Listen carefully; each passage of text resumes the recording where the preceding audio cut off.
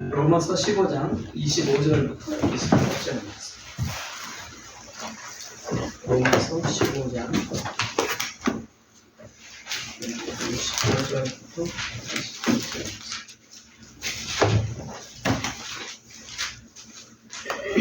다 찾으셨죠? 같이 읽습니다. 그러나 지금은 내가 성도를 섬기기 위해 예루살렘으로 가노라. 이는 마게도냐와 아가야의 사람들이 예루살렘에 있는 가난한 성도들을 위해 기쁘게 얼마를 기뻐하였기 때문이라. 참으로 그 일로 인해 그들이 기뻐하였으니 그들은 저들에게 빚진 자들이라. 만일 이방인들이 저들의 영적인 것들에 참여한 자가 되었다면 육신의 것들로 저들을 섬기는 것 역시 그들의 의무이다. 그러므로 내가 이 일을 수행하고 이 열매를 공유하여 그들에게 준 후에 너희에게 불러서 세례로 하리라. 아멘.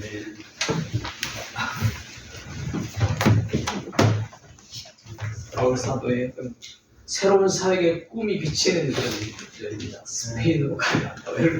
로마로 들려서 너희에게 로마로 들려서 스페인으로 가야.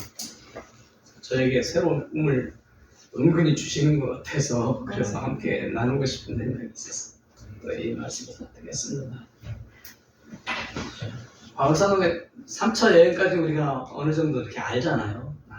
아는데 4차 여행은 그게 뭔가 이렇게 생각할 때도 있어요. 그래서 이제 성경학자들이 이렇게 4차 여행 그러면은 예루살렘의 맨 마지막에 예루살렘에 가서 이렇게 구제헌금 전달하고 그때부터가 4차 선교여행이다, 4차 전도여행이다 이렇게 표현을 하는 것을 보았습니다. 그런 부분 그 가운데에서 여기 20몇 절이에요. 26절에 이는 마케도니아와 아가야의 사람들이 예루살렘에 있는 가난한 성도들에게 기쁘게 얼마나 기뻐하였기 때문이라. 이 아가야라는 지역이 여기서 보니까 헬라라고 이렇게 헬라하고 이렇게 겹치는 그런 부분이래요. 이 지역 주 자체가 그 주에 고린도가 포함되어 있답니다. 그래서 이제 성경학자들이 추측하는 것은 이 로마서를 고린도에서 3개월 동안 있을 때 그때 기록했을 것이다 이렇게 추측을 합니다. 그러니까 고린도에 있으면서 이 지역을 이야기를 하면서 이제 내 꿈이 이런 거다. 이제는 내가 로마 거쳐서 이제 예루살렘 사역을 마치면은 로마로 거쳐서 스페인까지 가는 것이 내 꿈이다. 이제 그거에 하나님 그런 꿈을 주신 것이죠. 그래서 지금 이 말씀을 보면서 전에 올해 작년인가요? 작년에가 제가 특별한 그런 꿈이랄까 특별한 그런 메시지를 받았어요. 뭐냐면 작년 3월인지 4월인지 저도 선교 사역을 하다 보니까 집시 사역을 하다 보니까 이 사람들 가르치기는 해야 되겠는데 목회를 하면서 설교자로 쓰임 받으면서도 설교 말씀에 대해서 너무 부족한 점들이 보이고 또 엉뚱하게 이상하게 해석해가지고 말하자면 이 성찬식을 하는데 아이들한테 막 떡을 나눠주고 막 이런 거를 보면서 한편으로 충격이 되더라고요. 잘 가르쳐야 되는데 이거 어떻게 가르치나. 근데 문제는 뭐가 있냐면은 가르치면은 배우려고 하는 그런 자세가 있어야 되잖아요. 그 자세가 잡히지 않으면 아무리 가르쳐도 소용없어요. 근데 대부분이 다는 아니겠지만 대부분의 그런 집시들이 돈에 궁색하잖아요. 가난하게 살고 대대로 힘들게 살아오고 그러다 보니까 돈이면 뿅 가요. 그래서 우리가 돈 1,000만 원 줄게. 그럼 오 그래 따라갈 수밖에 없는 뭐 이런 형편이에요. 그렇게 살아온 이 집시 민족 가운데서 이제 교회가 생겨나고 그 가운데서 또 이제 목회자도 생겨나고 그래서 집시 교회가 서 있는 거잖아요. 근데 그런 경험을 하다 보니까 이들 잘 가르쳐야 되겠는데 가르치자니 물론 언어 실력도 좀 딸리긴 하지만 배울 자세가 안 돼 있는 거예요. 왜냐면 뭔가 배우겠다 생각하고 그 핑계를 대가지고 돈을 뺏으려고 하는 그런 마인드들을 종종 발견하니까 이거 어떻게 가르치나. 배운다고 생각하고 배운다고 말하고 어디 산에 뭐 그런데 무슨 수련회 같은데 가자고 가가지고 돈 뺏으려고 이게 자꾸 몇 번이나 부닥치니까 고민스럽더라고요. 그런데다가 이제 제 아내가 살아있을 때니까 여보 이제 성경 공부 가르쳐야 돼. 제 아내가 영감이 좀 빠른 편이에요. 그래가지고 영적인 분위기를 잘 파악하는 편인데 이제는 성경 공부를 가르칠 때가 됐다고 그러는데 내가 보기에는 아직 준비가 안 돼서 가르치지는 못하겠는데 나 혼자는 그냥 준비한다고 해놓지만 그래가지고 고민하면서 기도하던 그런 때였어요. 작년 3, 4월이. 근데 저는 가끔 어쩌다가 깊이 자다가 깨기 직전에 속에서 막 찬양이 울려 퍼지는 그런 경험을 몇 번 했어요. 여러분도 그런 경험 하셨죠? 아마도 찬양 인도하시는 분 하셨을 것 같은데 깊이 자다가 무언가 하나님 메시지를 주시기 위해서 찬양을 울려 퍼지게. 근데 작년 3월인지 4월인지 그때가 바로 그때였어요. 자다가 막 깨기 직전인데 속에서 막 찬양이 울려 퍼지는 거예요. 그게 뭐냐면은 힘을 내세요 힘을 내세요 들어보셨어요 그 찬양? 주님이 손잡고 계시잖아요. 주님이 나와 함께함을 믿는다면 어떤 고난이든가 어떤 역경이든 어떤 역경도 이길 수 있잖아요. 근데 그때는 이제 어떤 역경도 생각이 안 나고 그냥 어떤 고난도 견딜 수 있잖아요. 뭐 이렇게 몇 번씩이나 이렇게 속에서 막 울려 퍼지는 거예요.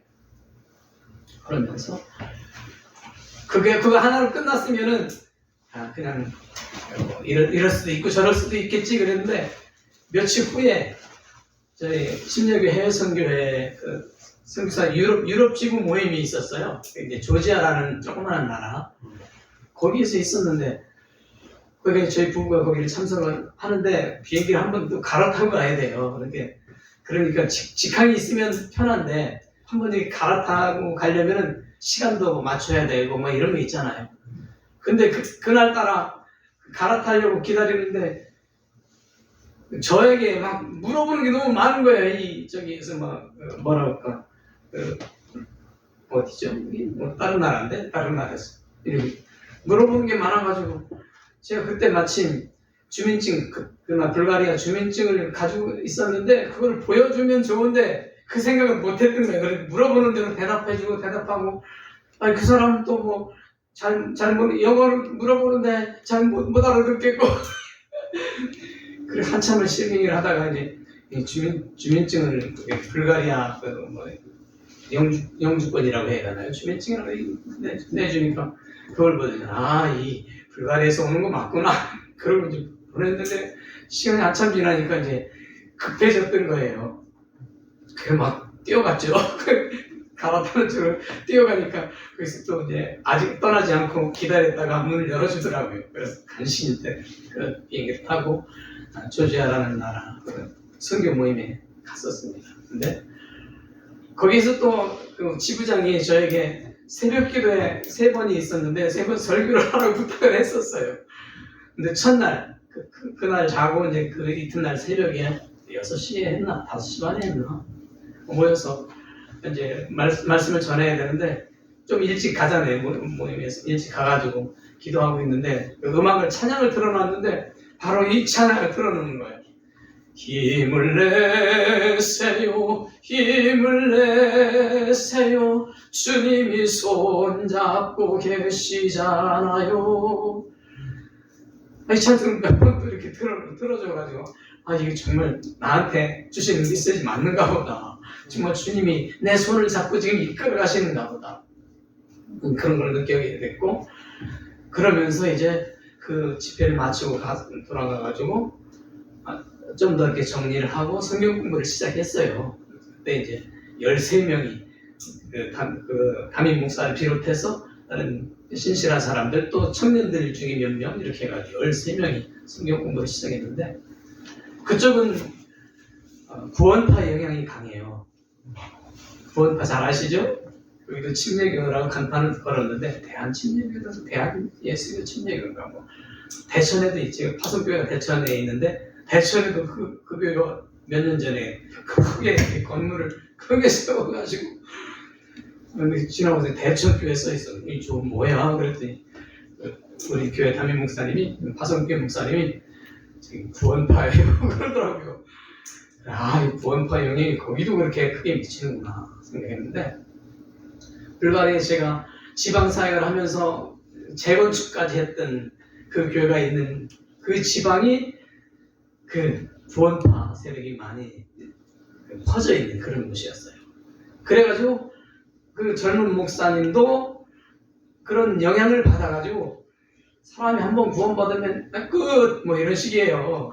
그래서 이제는 뭐 마음대로 살아도 되고 뭐 죄 마음대로 살아도 괜찮고 이런 게 있어요. 말을 그렇게 하는지는 잘 모르겠는데 삶이 그래요.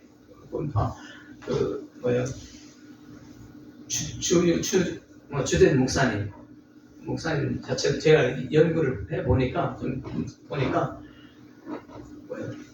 음란 죄도 범하고 그러면서도 괜찮아 뭐 이런 식이에요. 그러니까 그 따르는 사람들도 그걸 보면서 배우잖아요. 말을 어떻게 하는지 몰라도 보면서 배우니까 자기 죄를 짓고도 다른 여자하고 잠을 자고도 그냥 뭐 아무 죄도 없는 것처럼 그러고, 그 영향을 조금 더 받았던 그 전도사급의 그 형제가 성경 공부를 같이 했었어요. 근데 죄에 대해서 이렇게 다루니까 어떻게 당신들은 죄가 있냐 없냐 이런 식으로 물어보니까 아니 저는 죄가 없대요. 아니 소문이 나기는 뭐 가름줄을 줬다고 소문이 났었는데 내가 잘못 들었는지 모르겠지만 죄 없어요. 나 의인이에요. 예수님 믿는데 의인인데. 그러면 이제 회개의 마인드가 없는 거예요. 그래가지고 참 힘들었는데 그 성경 공부를 2주에 한 번씩 해가지고 6개월 만에 마쳤는데 마칠 때쯤에 그 젊은 목사, 담임 목사가 집시교회 담임 목사가 굉장히 궁금하니까 이제 한번 물어보더라고요. 성경 마칠 중에서 이 뭐라고 그 죄를 회개하는 이 문제에 대해서 이걸 어떻게 이해를 해야 되는지 잘 모르겠다고 이런 식으로 물어보는 거예요. 그러니까 구원파에서 가르치는 거는 예수님 믿고 예수님 모셔드렸다, 예수님 영접했다, 그럼 난 죄사함 받고 구원받았다, 하나님의 자녀다, 이제는 내가 무슨 일을 어떻게 해도 나는 하나님의 자녀니까 천국 간다, 이런 식으로 들은 거예요. 저희는 다르게 가르치잖아요. 예수님 믿는 사람은 예수님 기쁘시게 해드려야 되니까 죄 지으면 회개해야 되고 참 의롭게 살려고 노력해야 되고 말씀대로 살려고 힘써야 된다. 이걸 자꾸 강조하고 또 열심히 기도하면서 주님과 교제할 수 있도록 노력해야 된다. 이런 걸 가르치니까요. 그게 고민스러웠던 모양이에요. 지금 성경 공부를 마치면서 이 문제를 어떻게 해결해야 되나 아마 깊은 고심 속에 있던 건지 꺼내더라고요. 질문을 하더라고요. 그래서 그때 제가 이미 준비했던 메시지 중에서 집시들에게는 한 번도 전한 적이 없어요. 그거를. 왜냐하면 순서가 아직 안 됐기 때문에. 준비했던 메시지 중에서는 예화를 들은 것이 하나가 있었는데 바로 이 구원의 목적에 대해서, 구원의 방법에 대해서는 이 구원파도 정확하게 가르치는 것 같았어요. 꼭 예수님만이 구원의 길이고 예수님을 믿는 것만이 우리가 죄사함을 받을 수 있는 길이고 정확하게 가르치는 거잖아요. 근데 그 다음이 문제고요. 죄사함 받고 예수님 믿고 하나님의 자녀가 된 사람은 어떻게 살아야 되는가, 어떻게 거룩한 삶을 추구해야 되는가, 이런 거에 대해서 가르치지 않으니까 이런 것 때문에 고민스러워하던 형제가. 그래서 제가 이렇게 비유를 들었습니다. 한번 예를 들어보자. 지금 이 나라에 이제 임금님이 있는데, 임금이 정치를 하고 이제 자기 나라를 다스리고 있는데, 이제 자기 나라 백성들이 어떻게 사는가 궁금해가지고 한번 나라 백성들의 삶의 형편을 살펴보기 위해서 이제 어느 날 이렇게 길거리를 쭉 돌았어요. 근데 돌다 보니까 조그마한 아이들이 그냥 돈 없어가지고 살기 힘드니까 거지 옷을 입고 남루한 옷을 입고 그냥 임금님이 지나가니까 돈 주세요, 돈 주세요, 돈 조금만 주세요, 10원만 주세요, 말하자면 10원만 주세요, 이러고 있는데 자기 백성이잖아요. 자기가 다스리는 나라의 백성이잖아요. 자기 백성이 자녀들이잖아요. 그것들 마음이 너무 아파서 다음번에 이제 그 중에 가장 똑똑해 보이는 그 남자의 하나를 데려다 왕자를 삼았어요. 야, 내가 아들 삼아줄게, 가자. 이제 이 아들이 왕궁에 들어와서 이제 왕의 아들이 됐는데, 양자가 됐는데, 이 아들이 만약에 그 다음날 또 나가고 저 밥만 먹으면 동양으로 나가 이렇게 길거리 나가 하던 일이니까 그게 돈 주세요 사람들 지나가면 조금만 주세요 이렇게 한다면 그 왕이 마음이 기쁘겠냐 좋겠냐 나쁘겠냐 기쁘겠냐 마음이 아프겠냐 많이 아프겠죠. 이러면서 우리가 예수님 믿는다고 하면서 하나님의 자녀라고 하면서 옛날 사람처럼 믿지 않을 때처럼 그냥 동냥하는 이 거지처럼 그냥 죄 짓고 또 죄 짓고 죄인 줄 알면서도 그 죄 또 짓고 또 짓고 이렇게 한다면 하나님이 기뻐하시겠냐? 어떡하시냐? 근데 그걸 확 받아들였어요. 이 젊은 목사가 확 받아들였어요. 너무너무 감사하고 너무너무 좋다고 너무너무 은혜 받았다고 그러면서 기뻐하더라고요. 그래서 하나님이 내 손잡고 이끄신다더니 바로 이 일을 하시려고 그랬구나. 그렇게도 돈만 바라던 이 친구가, 이 젊은 목사가 이 성경 공부를 통해서 이 부분이 깨지는구나. 이 구원파로부터 세뇌받았던 사람들의 영향을 받아서 그 먼저 있던 담임 목사님이 나이 든 분이 구원파의 영향을 받아 그쪽 따라가고 있었거든요. 근데 나와가지고 이제 교회 개척해서 이렇게 했었는데 자기 선배 목사님을 보니까 뭐 그냥 대충 살아. 그냥 다른 여자 또 데려와서 또 살기도 하고. 이러니까 저의 설교를 들으면서 저희와 함께 기도하면서 이게 고민을 못 풀었었는데 성경 공부를 통해서 확 풀어지니까 너무너무 기뻐하더라고요. 하나님이 이렇게 나를 내 손잡아 이끄신다더니 바로 이거였구나. 하나님이 손잡아 이끄시면 어디든지 가겠습니다. 어떻게든지 하겠습니다.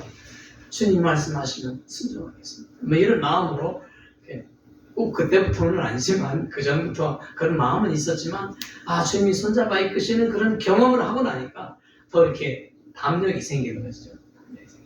이제는 그곳에서 현재 젊은이들에게 나이가 젊은데 20대 초반인데 설교하러 다니고 그런 사람들이 있어요. 그 젊은이들 중에.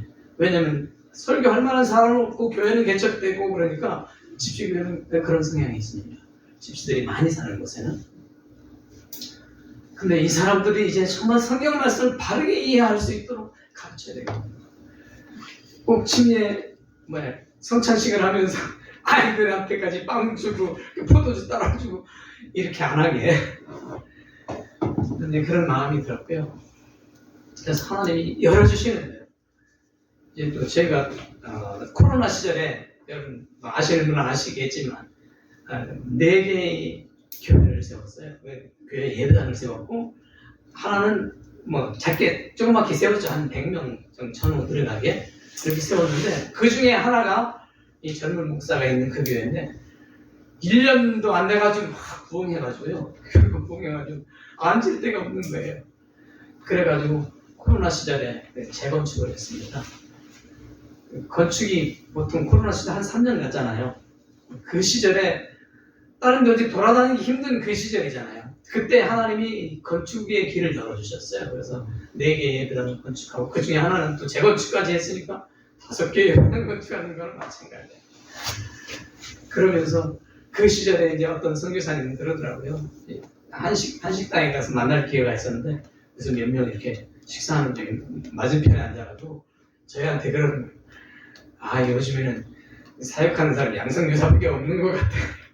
코로나 시절이니까 바짝 긴장해가지고 다른 데 다니면 전염 당할까봐 또 전염 될까봐 그랬고 또 불가리아에 있는 저 한인 선교사님들 중에 코로나를 거치지 않고 나간 그런 가정이 하나도 없었던 것도 있죠. 소피아의 수도권에. 근데 저희 가정은 코로나 걸리지 않고 지나갔어요.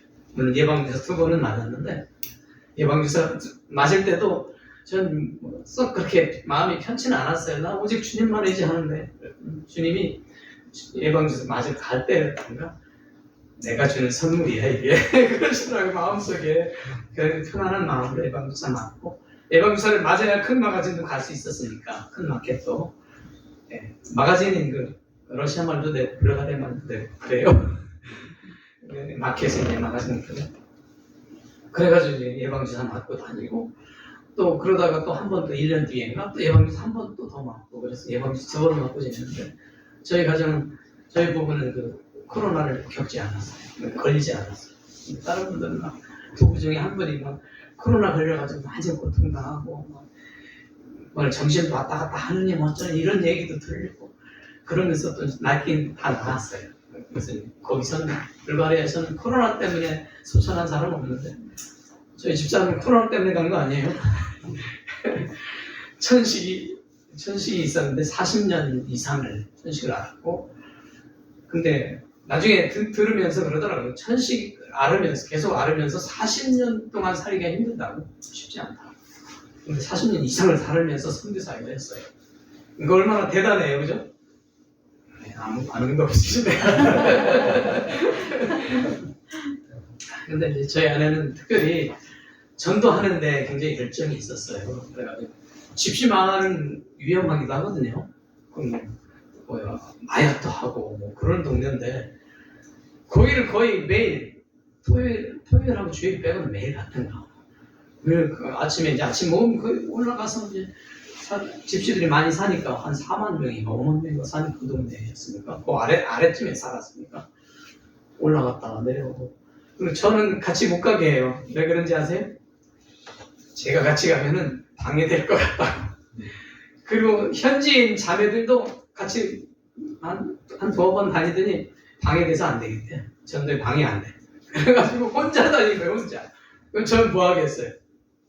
주님, 저 위험한 곳에 전도하러 가는데 보호해 주십시오. 그 생명 보호해 주시고 안전하게 지켜주십시오. 그리고 그를 통해서 영혼을 구원해 주십시오. 이 기도한 거예요. 근데 그 일을 통해서 이제 그곳에 2가정인가 3가정이 가정교회, 가정 목장이라고 하고 가정교회라고 하고 옛날에 뭐라고 해야 돼? 구역예배 뭐 이렇게 했었는데 그 목장식으로 3개인가 이렇게 해가지고 하면서 하나 이렇게 물려주는 거 있죠. 집시교회가 많이 있었어요 그 동네에. 근데 사람들이 집시 목회자 신용이 안 가니까 신용이 안 가니까 못 가는 사람들이 너무 많은 거예요. 근데 저희가 개척을 하니까 저희를 믿고 따라주고 그래가지고 모여서 어느 정도 이렇게 좀 세력이 되면은 한 가정에서 모이기 힘들고 그러면 이제 그 교회 거기에 있는 가까운 데 있는 교회 나가고 그렇게 넘겨주고 3번인가 그렇게 했어요. 그런데 그 마을에서 저희가 개척을 하려고 3층 집을 살려고 이제 알아보고 그 맞은편에 또 학교가 있었어요. 초중고가 같이 있다가 중학교까지 있다가 한 학교 이렇게 있는데 집시 마을에 학교 앞이니까 전도하기도 좋을 것 같고 사람들 끌어오기도 괜찮을 것 같다. 위치도 좋고 언덕 위에 거의 꼭대기 쪽이니까 딱 보일 수 있는 그런 곳이니까 그래가지고 이제 그곳에 집을 살려고 이제 부동산에 통해서 이제 알아보고 뭐 그랬는데 괜찮을 것 같아요. 이거보다 좀 작아요. 이건 한 3분의 2 정도 되려나?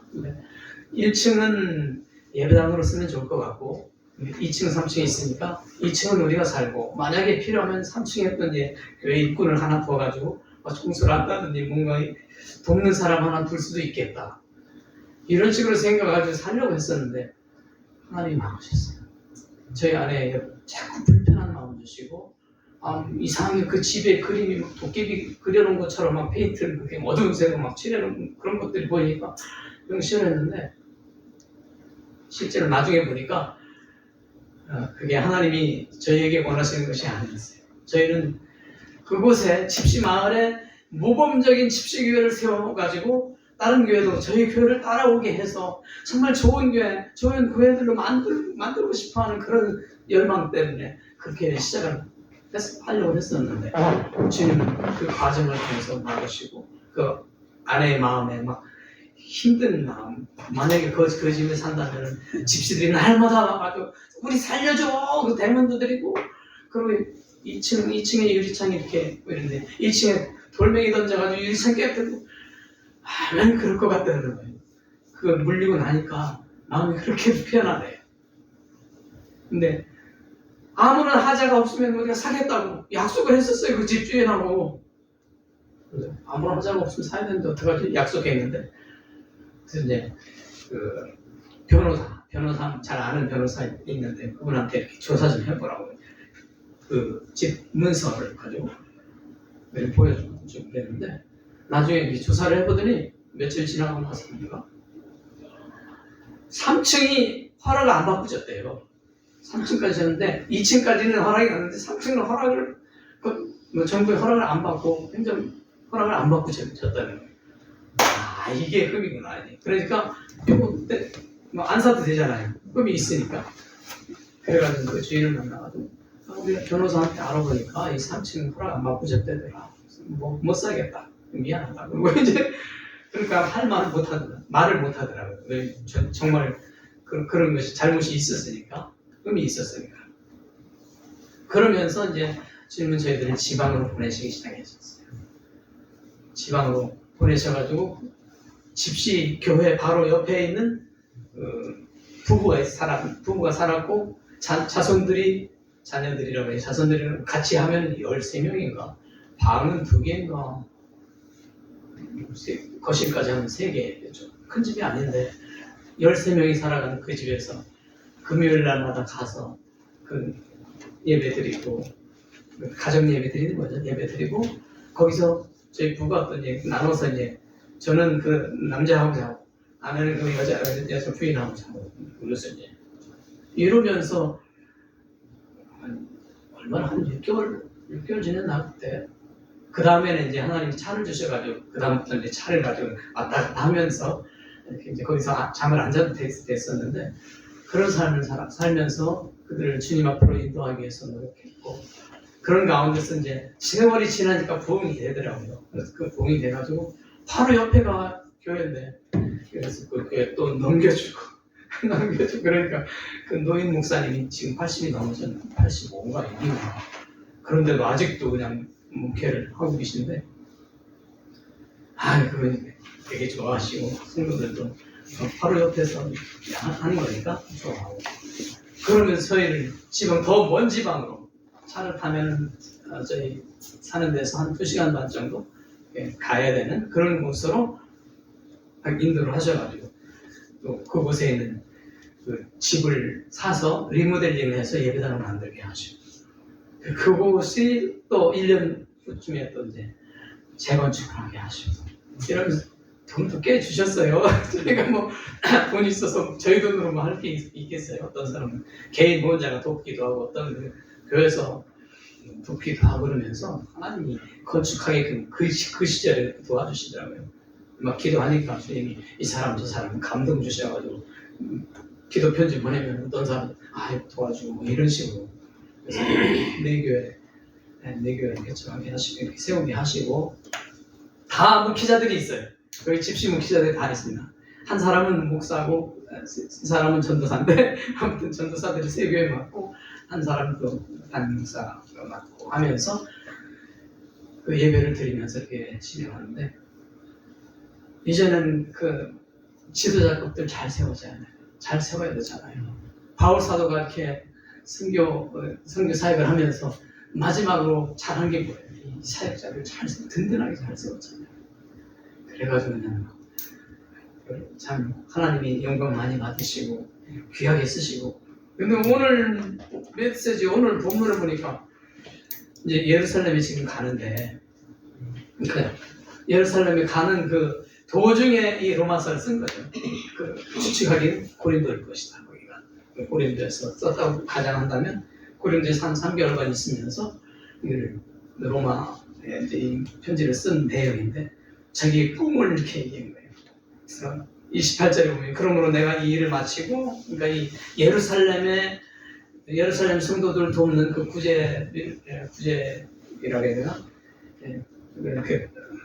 전달해주고 그러면은 이것이 뭐냐면 이 열매로 그들에게 확증한 후에 이방인들이 예수님 믿어가지고 예루살렘 교회 가난하다, 지금 가뭄 때문에 힘들어한다, 이 소리 듣고 이 물질로 도와주기 쉽지 않을 텐데, 그런데 민족이 다르지만 주님 안에서는 한 민족 아니냐, 하나님의 자녀 아니냐, 그래가지고 이제 바울 사도가 많이 번면됐을 것 같아요. 우리 자 예루살렘 교회 저렇게 힘들어하는데 도와야 되지 않겠냐. 그러니까 이제 같은 믿음을 가졌으니까 이제 도와서 그 일을 확증한다. 그들에게 확증한다. 이 열매를. 그러니까 이방인 교회가 돕는 이 예루살렘 교회 성도들, 가난한 성도들을 돕기 위해서 헌금한 이 헌금을 가지고 가는 이것이 보통 열매가 아니잖아요.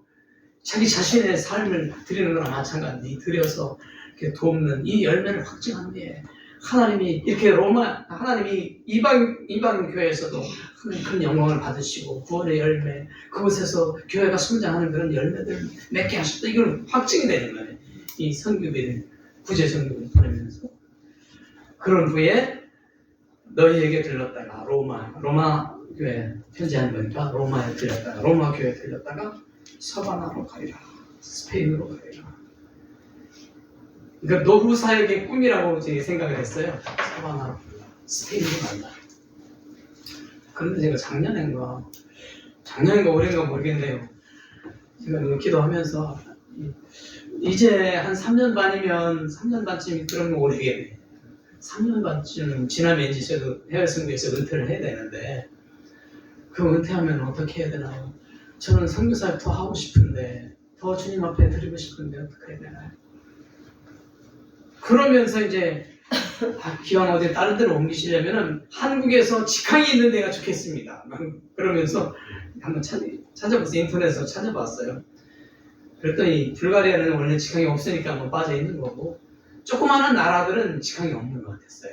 근데 큰 나라들, 독일이나 영국이나 프랑스나 이탈리아나 이런 데서는 직항이 있는데, 또 다른 어떤 나라가 있나 봤더니 스페인을 보니까 스페인이 직항이 딱 있더라고요. 그것도 일주일에 몇 번이 뜬가 뭐 그렇게 돼요. 이 도시에서 한 번, 저 도시에 한 번, 이런 식으로 세 도시에 한 번씩 뜬가 뭐 이런 식으로. 스페인 가면 괜찮겠다. 그런 마음이 들었는데, 그래서 이제 스페인에 대해서 좀 더 찾아봤어요. 봤더니 그쪽에는 집시들이 불가리아보다 한 2배 정도가 많대요. 불가리아는 한 35만, 그러니까 불가리아 인구의 한 5% 정도 있는데, 스페인은 한 70만이 있다는 거예요. 스페인으로 가면 되겠네. 좋겠네. 왜 직항도 있고, 한국에서 직항도 있고, 거기 집시들이 더 많으니까 그들에게 또 복음을 전할 수 있는 그런, 뭐라고 그럴까요? 가능성이 더 넓어지잖아요. 저는 더 많은 사람에게 복음을 전하고 싶은데, 비록 개인적으로는 쑥스러워가지고, 성격이 좀 그렇거든요. 여자 같은 성격이 있어요. 그래가지고, 담대하게 어디 나가서 막 어떻게 하는 거, 제 성격이 썩 맞는 게 아니에요. 물론 필요할 때는 뭐 전파지만 그 대중연도도 하긴 하지만은 성품에 썩 그렇게 맞는 게 아닌데, 근데 아무튼 스페인으로 가면은 그쪽에서 더 열심히 할 수 있잖아요. 열심히 할 수 있어요. 그래서 하나님이 또 거기서 또 돈 주시면은 거기 또 가난한 집시교회를 또 세우는 거예요. 이런 상상이 또 드는 거예요. 그래서 바울에게 스페인을 가게 하셨던 성경을 연구하는 분들이 아마 스페인에서 한 1년 내지 2년 있었을 거다. 바울 사도가 이렇게 연구를 하더라고요. 이 성경이 정확한 기록이 안 돼 있는데, 디모데 전서나 뭐 이런 데 디모데 목회서신을 보면 그런 거 조금씩 이렇게 묻어난다 이렇게 연구를 하더라고요. 그래가지고 바울 사도도 만약에 스페인에서 1년 이상 있었다 그러면, 나는 그러면 스페인으로 가면은 한 10년 이상 뭐 있을 수 있잖아요. 그죠? 그래 봐야 뭐 80세인데 10년 있어도 80세인데 그때까지는 할 수 있어야죠. 건강 주시겠죠. 그리고 작년부터는 저희 부부의 건강을 위해서 제가 그렇게 기도를 했어요. 날마다. 이해가 잘 안 가죠. 제 건강뿐만 아니라 아내가 작년에 저승사자가 데리러 온 것 같더라는 거예요. 새벽에 느낌이, 집에 있을 때, 소피아하고 집에 있을 때. 그래가지고 일어나면서 뭐 그랬대요. 하나님 저 안 돼요. 지금 안 돼요. 야, 애들도 잘 되고 정말 애들이 정말 힘차게 주님이 하는 거 그거 보고 가고 싶어요. 그리고 집시 교회도 지금 엉망이잖아요. 뭐 이런 식으로 하면서 지금 안 돼요. 지금 데려가지 마세요. 그러니까 얘 떠났대요. 그 소리를 듣고 그 간증을 듣고 그때부터 기도하기 적극적으로 좀 더 적극적으로 기도하기 시작했던 게 아내의 병을 완전히 고쳐주십시오. 이제 천식 고쳐주셔도 될 것 같아요.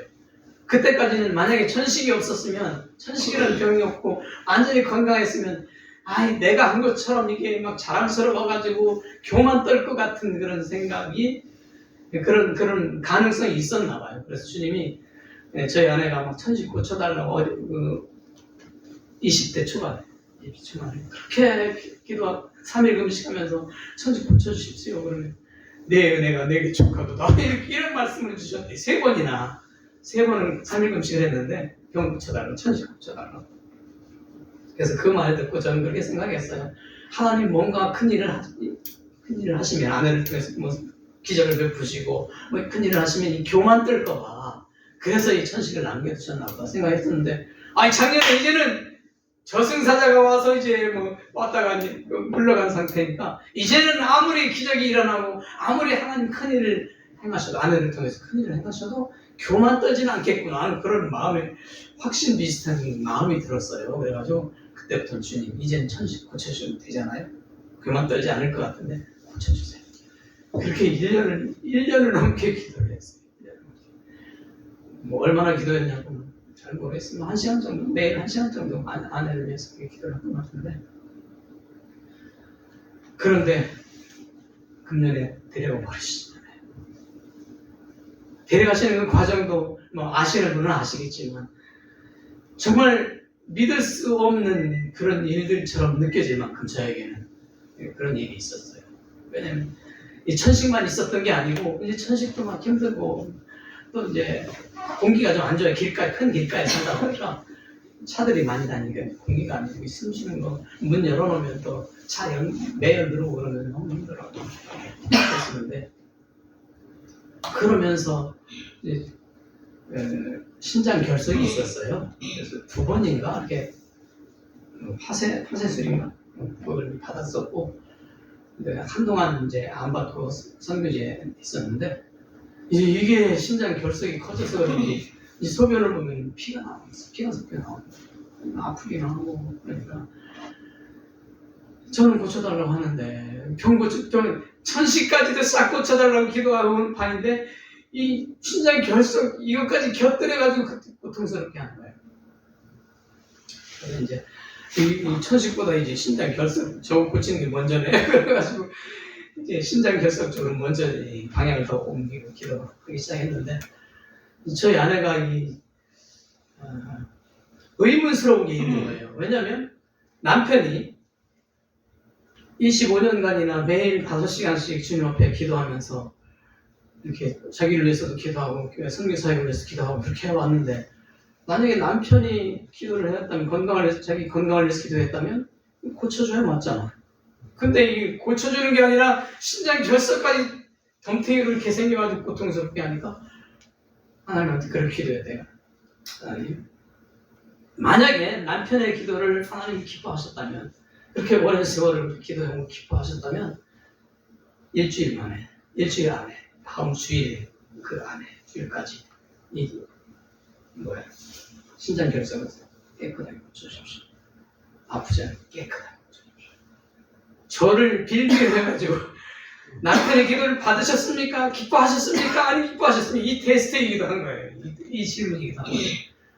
그리고 저는 당연히 고쳐주십시오. 저렇게 아파하는데 그 아픈 데는 어디 다른 데로 옮기기도 힘들어요. 어디로 옮겨? 한국 오다가 죽게요. 근데 일주일 만에 정말 그 주일날 싹 고침을 받은 거예요. 심장에서. 그러니까 다른 것도 고쳐주시리라고 믿어지겠어요? 안 믿어지겠어요?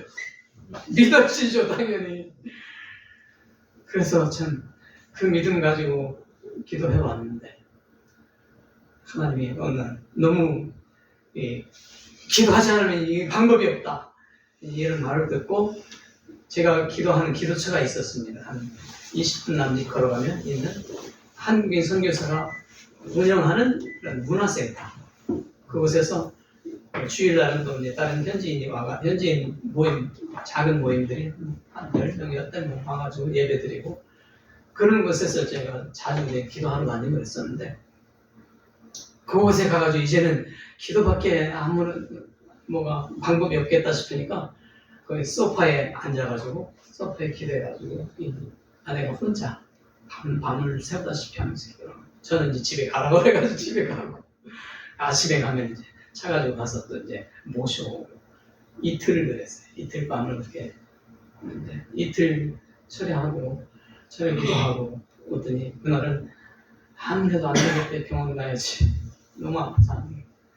그래서 병원 가서 진단 받아보니까, 진단 한참 걸려요. 진단 해주려고도 안 하고, 외국인인데다가 뭐 의사 말을 안 들었대나 뭐 그래가지고, 심장병이 있다고 그러는데, 심장병, 무슨 심장병이 있어. 지금 천식 때문에 지금 숨 못 쉬어 죽게 생겼는데, 그러고 이제 그분에 대해서는 이제 마음을 닫고 있었는데, 며칠 후에 이제 병원 가서 진단을 해보니까 정말 아니 심장 판막증까지 생겼다는 거예요.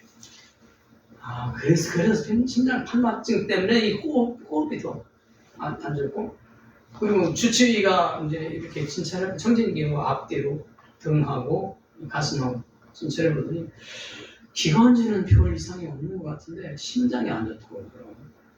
지금 저희가 생각했던 거하고는 딴판인 거예요.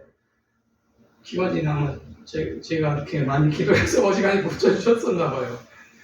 근데 이 심장 판막증 지나가지고,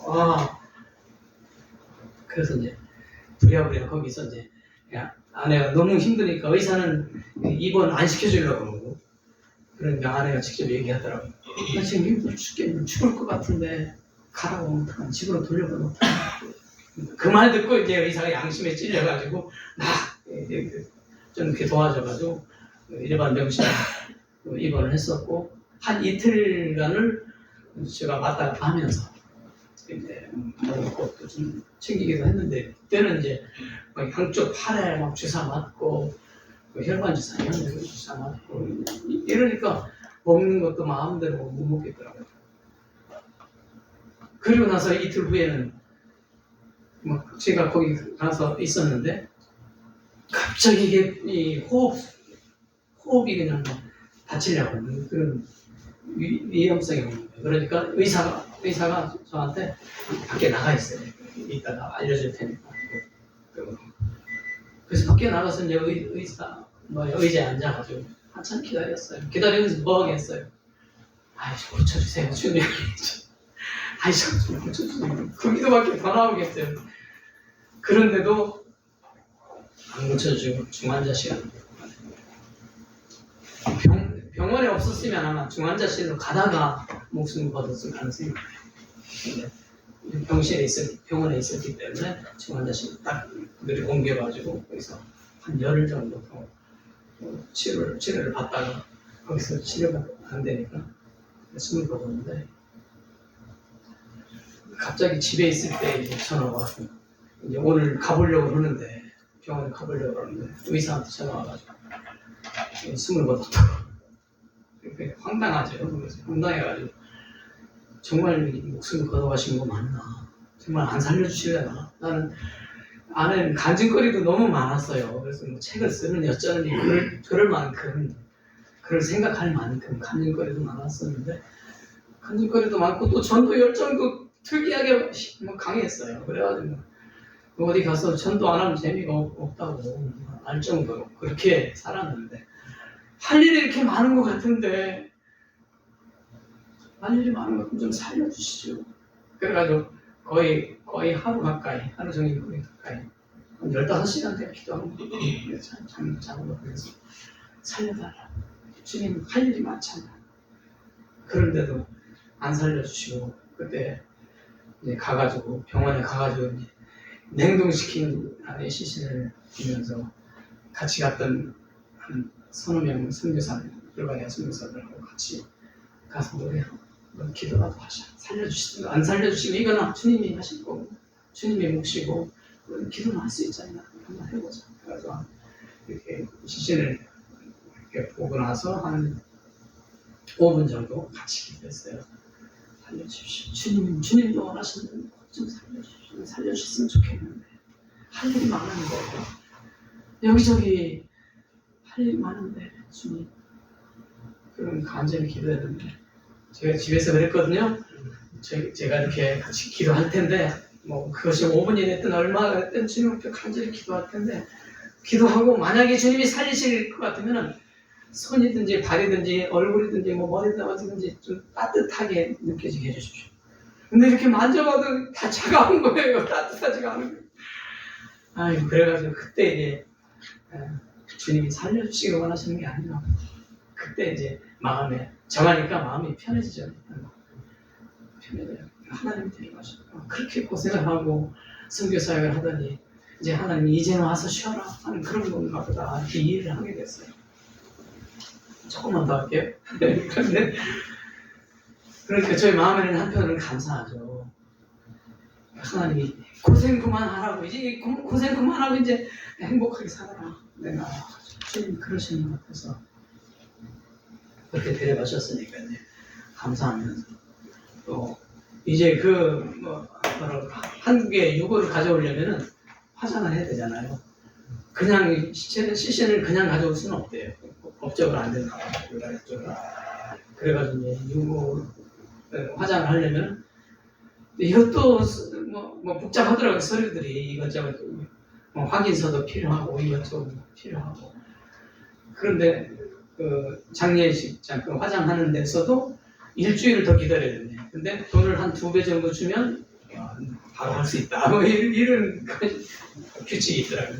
그래서 돈 2배 더 주고 그러고 이제 한 이틀 만인가 운명하고 주님 앞에 가는 이틀 만인가 화장을 하게 됐어요.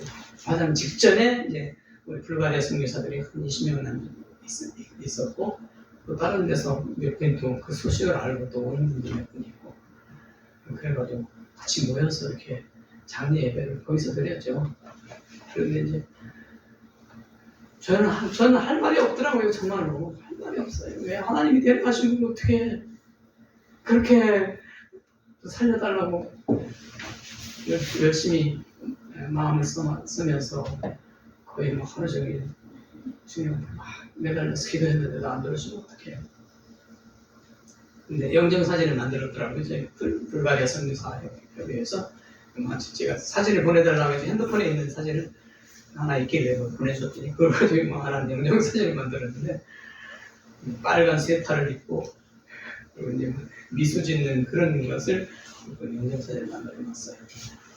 이제 장례를 마치고 집으로 와가지고 사진을 제 책상 위에다 놓고 이제 어디 나갔다 오면은 그 사진 보이잖아요. 그런데 특별한 경험을 했어요. 다른 몇몇 분들에게 들은 얘기를 했었는데 그 사진을 이렇게 보고 있노라면 속에서 기쁨이 막 솟거든요. 여기서 그 힘들고 고통스럽던 그런 것을 떠나서 주님 앞에 이제 영원히 또 하루 이틀도 아니고 영원히 행복하게 기쁘게 살아가는 그 하나를 생각하니까 그래서 그런지 속에서 막 기쁨이 있어요. 한두 번이 아니고 볼 때마다 하나의 사진을 볼 때마다 이렇게 막 기쁨이 솟아올라와서 저에게 큰 위로가 됐습니다. 정말 하나님 뜻이 계셔서 데려가셨구나. 나는 더 살려달라고 같이 더 일하고 싶어서 그랬는데 하나님은 내가 할 수 있는 일이 있으니까 데려가셨구나. 그런 마음 가지고 잘 버티고 이렇게 지내왔습니다. 우리 승리교회가 아니라 뭐 어디죠? 아니 가끔 이렇게 교회 이름도 생각이 안 날 때가 있어요. 대천에서도 대천교회가 가가지고 대천에서 하는데 오산만 생각이 나는 거예요. 여기 어디죠? 물어봤었어요. 그래서 여기서 승리교회에서 이렇게 나온 승리가 생각이 났던 것 같은데 아무튼 한립교회에서도 이렇게 마음을 써서 후원도 해주시고 기도도 해주시고 또 이래서 잘 버티고 있고요. 이제 내일은 성교제로 떠나는데 거기서 또 할 일이 많이 있을 것 같아요. 한 3년 남짓은 은퇴할 때까지는 거기서 해야 될 것 같아요. 그러고 난 다음에 주님이 또 원하시면 스페인을 보내시면 또 스페인 가고, 아니면 그 잠시 있던 생각이라면 또 한국으로 보내실 수도 있지만, 저는 선교지로 갈 가능성이 더 많아요. 마음이 더 편할 것 같고 주님이 그렇게 쓰시려고 그러는 것 같은 생각이 들어요. 바울 사도에게 이런 꿈을 주셨다는 주님이 저에게도 선교에 대한 꿈을 또 이렇게 주셔가지고, 이제 한국으로 돌아와서 한국 음식, 저는 음식에 대해 구애를 별로 안 받았어요. 아내는 콩나물, 두부를 굉장히 좋아하는데 지들 마음껏 사 먹을 수가 없어요. 너무 한식은 너무 비싸고, 한국 식품 너무 비싸고. 그리고 중국 두부는 또 염려스럽기도 하니까 조금 먹다 말고 이런 식으로 가끔은 먹을 수 있는데, 이렇고 식품 때문에, 먹는 것 때문에 좀 힘들었는데, 하는 나라 갔으니까 뭐 생명과 마음껏 먹고 이렇게 즐겁게 지낼 테니까 얼마나 감사해요.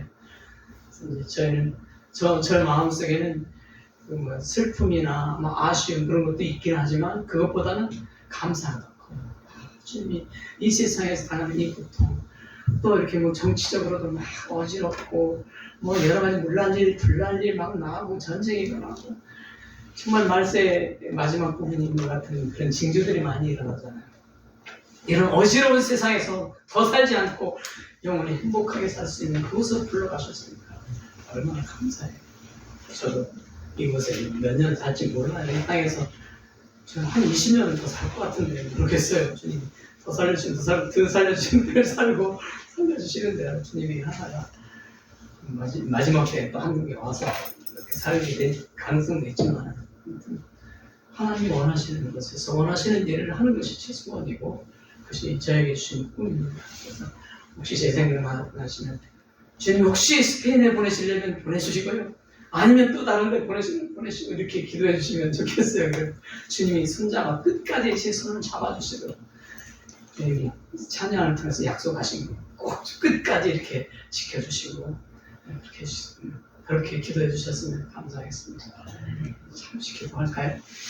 네, 감사합니다. 주님이 주시는 꿈, 이건 누가 뭐라고 해도 버릴 수가 없고, 주님이 주시는 사명, 누가 뭐라고 해도 무시할 수 없는 그런 사명인 것을 저희가 압니다. 저희 각자에게 주신 모든 사명들, 어떤 사람들은 말씀을 전하는 사명, 어떤 사람들은 열심히 기도하는 사명, 어떤 사람들은 그렇게 전도활동 열심히 하는 사명, 또 교회 이 저희들을 섬기는 사명, 여러 가지 사명, 주님이 주신 사명에 따라서 최선을 다해서 섬기게 하시고, 주님 이곳에 세우신 교회가 점점 부흥하고, 또 다른 영혼들도 구원받게 하시고, 또 주님의 일꾼들이 든든히 서고, 그래서 또 다른 교회를 개척할 만큼 성장했으면 좋겠어요. 주님은 하실 수 있잖아요. 주님이 사랑하는 이 일꾼들, 주님이 사랑하는 종들을 그렇게 써주시고요, 영광 많이 받아주세요. 종들 지켜주시고 끝까지 인도해 주시고 주님 영광을 위해서 쓰임받는 중이 되도록 도와주세요. 감사하고 예수님 이름으로 기도합니다. 아멘.